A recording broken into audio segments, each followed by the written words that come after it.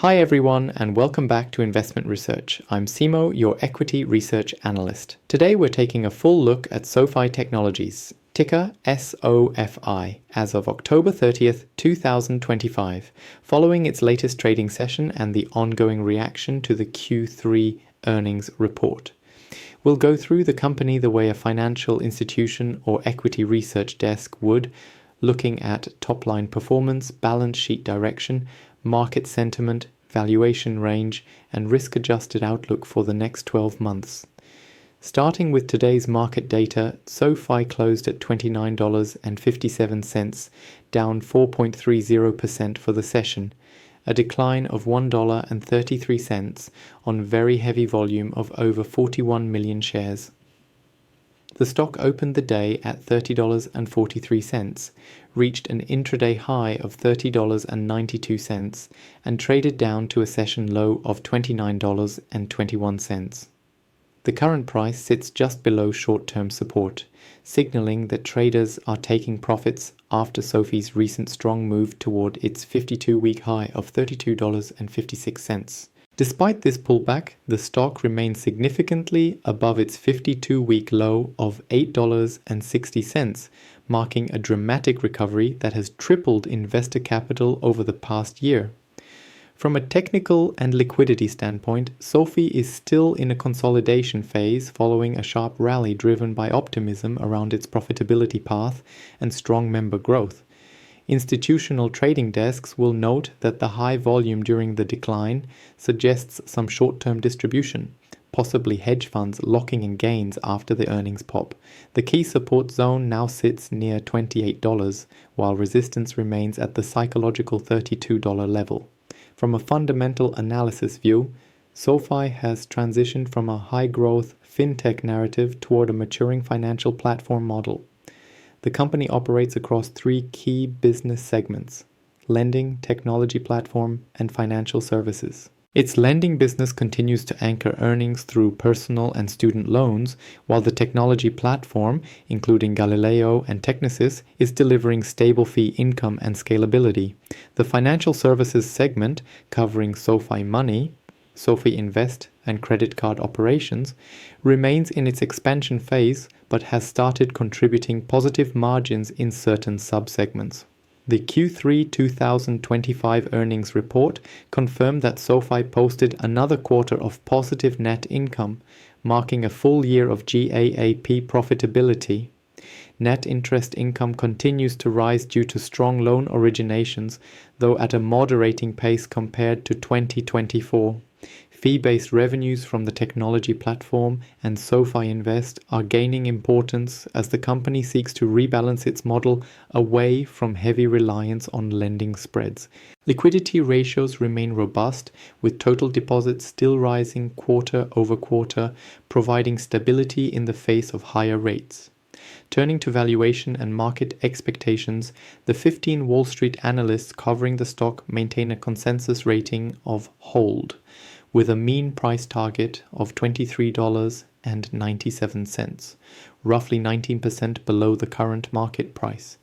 Targets range widely from a low of $12 to a high of $37, reflecting strong disagreement among institutional analysts about the company's next phase. The lower end of that range implies skepticism about net interest margins holding up as the Fed rate environment shifts in 2026, while the upper range reflects confidence that SoFi can scale like a digital-first bank with sustainable fee income growth. At a share price near $30, SoFi trades at a forward price-to-earnings multiple significantly higher than traditional banks pricing in premium growth expectations. Financial institutions evaluating the stock will compare it to both the regional bank group and the fintech cohort. SoFi remains richer than either, justified only if growth in members, deposits, and tech platform revenues continues to compound at double-digit rates. From a financial institution perspective, the core investment thesis comes down to sustainability of profitability and growth discipline. The bullish case argues that SoFi is evolving into a hybrid model between a digital bank and a fintech infrastructure provider, meaning it can capture both lending margins and recurring fee income from partners. In that view, SoFi could justify its premium valuation if it maintains high deposit growth, stable loan performance, and expanding platform partnerships. The bearish institutional view, however, focuses on credit quality and rate sensitivity.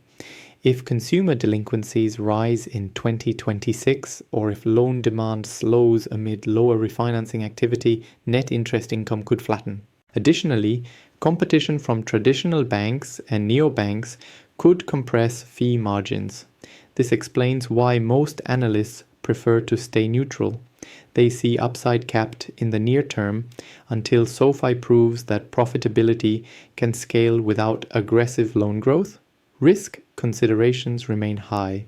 The key risks to monitor include credit risk, deterioration in personal loan performance as consumers face repayment pressure, interest rate risk, a potential Fed pivot could reduce lending spreads faster than expected. Regulatory risk, tighter scrutiny on fintech banking hybrids could increase compliance costs. Execution risk, integrating Galileo and Technisys at scale while maintaining margin efficiency. Catalysts ahead that could shift sentiment include a potential acceleration in fee income, further deposit growth, or a new buyback or dividend policy indicating long-term capital stability. A surprise guidance hike for fiscal year 2026 could also re-rate the stock upward. On the downside, any indication of rising delinquencies or slowing member growth would likely trigger a short-term correction back toward the mid-$20. In conclusion, SoFi's current price reflects optimism that the company is evolving beyond its startup phase and becoming a credible mid-tier digital bank. However, based on institutional models, the stock appears slightly overextended relative to its fair value estimate near $25 to $35. For long-term investors with high risk tolerance, SoFi remains an innovative growth story worth monitoring, but for disciplined portfolio managers, this is likely a hold or partial trim zone rather than a new entry point until valuation multiples compress or earnings guidance improves. That is my current view as of October 30th, 2025. I will be live after the next earnings comment to dissect the numbers and tell you point blank whether management met the bar. If you want, I will publish a follow-up note that includes sensitivity analysis and a scenario-based valuation model showing bull, base, and bear cases. I'm Simo from Investment Research. If you found this useful, please like and subscribe and leave your questions below about valuation scenarios or about the specific metrics you want me to model after the next report.